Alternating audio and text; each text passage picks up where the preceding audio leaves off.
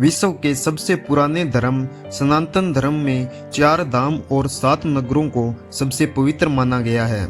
यह 4 धाम बद्रीनाथ, द्वारका, जगन्नाथपुरी और रामेश्वरम है। वहीं 7 नगरों की बात की जाए तो यह अयोध्या, मथुरा, हरिद्वार, काशी, कांची और अवंती, जिसे उज्जैन की तत्कालीन मालवनी राजधानी, और द्वारवती यानी कि द्वारका नगरी। यह 7 नगर और चारों धाम मोक्ष देने वाले कहे गए हैं। इन सब नगरों में सबसे पवित्र द्वारका है। द्वारका नगरी का अपना काफी गौरवशाली और रोचक इतिहास भी है।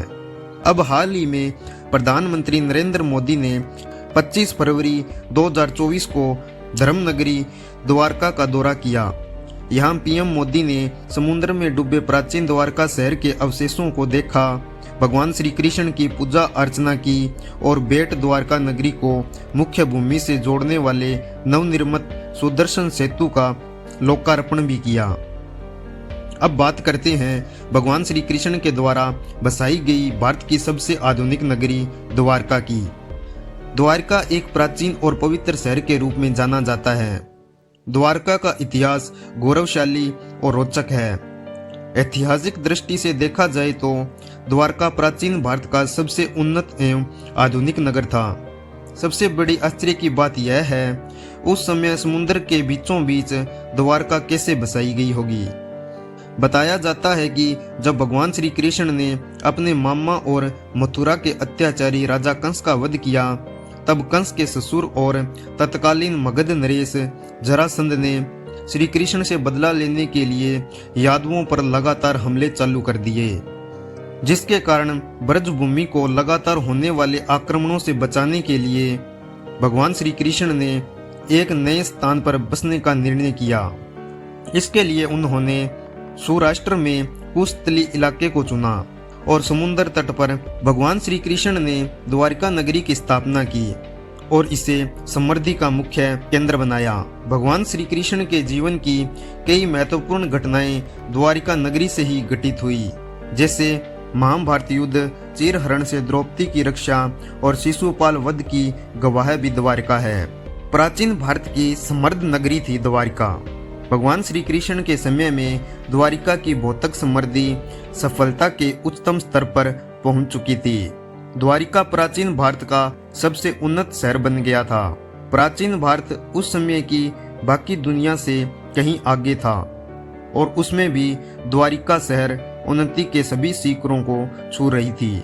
इसका उदाहरण समुद्र के बीचों बीच एक पूरा साम्राज्य खड़ा करना और बिना किसी आधुनिक मशीनरी के यहाँ विशाल महल और मकान थे।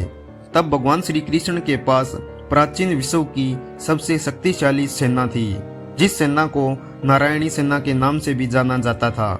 इस सेना के समक्ष बड़ी बड़ी सेनाएं बिना लड़े ही हार मान लेती थी। हालांकि समय के साथ साथ परिस्थितियां बदलने लगी और भौतिक सुविधाओं के सुधार के कारण यदुवंश भोग विलास में लिपित होने लगा। द्वारिका में एक साथ अनेक त्रासदियां घटित होने लगी। इसी दौरान यादवों ने पिंडतारण क्षेत्र में रहने वाले ऋषियों के लिए बाधाएं खड़ी की। यादवों ने उन ऋषियों की धार्मिक क्रियाकलापों में बाधा डालना शुरू कर दिया। अंत में ऋषियों ने यादवों को श्राप दे दिया। यह यदुवंश को मिला पहला श्राप था। ऋषियों द्वारा दिए गए श्राप का प्रभाव दिन प्रतिदिन प्रबल होता जा रहा था। इसी बीच भगवान श्री कृष्ण ने महाभारत के महान युद्ध में भाग लिया। वह पांडव योद्धा अर्जुन के सारथी बनकर कुरुक्षेत्र में उतरे, जबकि उनकी नारायणी सेना कौरवों की तरफ से लड़ रही थी। दूसरी तरफ ऋषियों के श्राप के प्रकोप से पांडवों के हाथों नारायणी सेना नष्ट होने लगी। इस युद्ध में राजा धृतराष्ट्र के सभी 100 पुत्रों के मारे जाने का समाचार सुनकर उनकी पत्नी गांधारी अत्यंत दुखी हुई और उन्होंने युद्ध और अपने पुत्रों की मृत्यु के लिए भगवान श्री कृष्ण को दोषी ठहराया और श्राप दे दिया। कहा कि जिस प्रकार पूरे कौरव वंश का नाश हो गया, उसी प्रकार यदुवंश का भी नाश होगा। यहाँ तक कि दुनिया की सबसे सुंदर नगरी द्वारिका भी जल में डूब जाएगी। भगवान श्री कृष्ण ने उनके श्राप को सहर्ष स्वीकार किया हालांकि इसके बाद गंधारी को अपनी गलती का पता चला तो उन्होंने भगवान श्री कृष्ण से क्षमा भी मांगी। उस समय भगवान श्री कृष्ण ने कहा, तुम तो केवल एक जरिया हो, बाकी यदुवंश का विनाश तो निश्चित ही था। जो सभ्यता भोग विलास में सोती है वह निश्चित ही नष्ट हो जाएगी। आखिर में ऐसा भी एक समय आया जब यदुवंशी आपस में ही लड़ने लगे और विद्रोह कर दिया। इसी बीच एक दिन भगवान श्री कृष्ण वन में विश्राम कर रहे थे। इसी दौरान एक शिकारी ने अचानक उन पर जानवर समझकर तीर चला दिया, जो भगवान श्री कृष्ण के पैर के तलवे में लगा। जैसे जैसे शिकारी करीब आया उसे अपनी गलती का एहसास हुआ और वह भगवान से क्षमा मांगने लगा। इस पर भगवान श्री कृष्ण ने कहा, जो कुछ होता है वह मेरी इच्छा से ही होता है। इस प्रकार उन्होंने मानव शरीर को त्याग दिया। भगवान श्री कृष्ण की लीला के समाप्त होते ही द्वारिका में भीषण सुनामी आई। उस समय की भव्य एवं दिव्य द्वारिका जलमग्न हो गई और जिसके बाद यदुवंश का भी पतन हो गया। इस प्रकार भगवान श्री कृष्ण का महान साम्राज्य खत्म हुआ। बताया जाता है कि जब श्री कृष्ण ने अपने शरीर का त्याग किया तभी से कलयुग की शुरुआत हुई।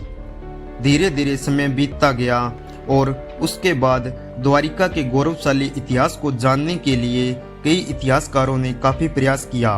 विश्व की सबसे विकसित और सुनियोजित नगरी द्वारिका को इतिहास में जगह न मिलने के पीछे एक यह कारण भी है कि द्वारिका का निर्माण हिंदू धर्म के भगवान श्री कृष्ण ने किया था, जबकि मोहनजोदाड़ो को किसने बसाया इसके बारे में कोई भी स्पष्ट ऐतिहासिक जानकारी नहीं है। ब्रिटिश काल से लेकर भारत के स्वतंत्र होने के बाद तक इतिहास के क्षेत्रों में वामपंथी इतिहासकारों का वर्चस्व रहा। ऐसे में कई धार्मिक मंदिर और कस्बों के बारे में देश के करोड़ों लोगों से यह जानकारी छुपाई गई और उन्हें यह जानकारी नहीं बताई गई। भारत के इतिहास में द्वारिका का नाम न आने के पीछे एक कारण वामपंथी इतिहासकारों के प्रति हिंदू घृणा भी है। एक धार्मिक स्थल के रूप में विख्यात द्वारका का इतिहास 6000 वर्ष पुराना है, लेकिन अब हाल ही में भारत सरकार कई मिशनों और अभियानों के माध्यम से जलमग्न द्वारिका को दुनिया के सामने पेश करने का प्रयास कर रही है। इन प्रयासों से प्राचीन भारत की आधुनिक नगरी द्वारका का गौरवशाली एवं दिव्य इतिहास धीरे धीरे दुनिया के सामने आ रहा है। तो दोस्तों, आपको यह वीडियो कैसी लगी हमें कमेंट करके जरूर बताएं। अगर दोस्तों आपको यह वीडियो अच्छी लगी तो हमारी वीडियो को लाइक कीजिए, शेयर कीजिए और हमारे चैनल को सब्सक्राइब जरूर कर लीजिए। मिलते हैं दोस्तों नेक्स्ट वीडियो में। जय हिंद, जय भारत।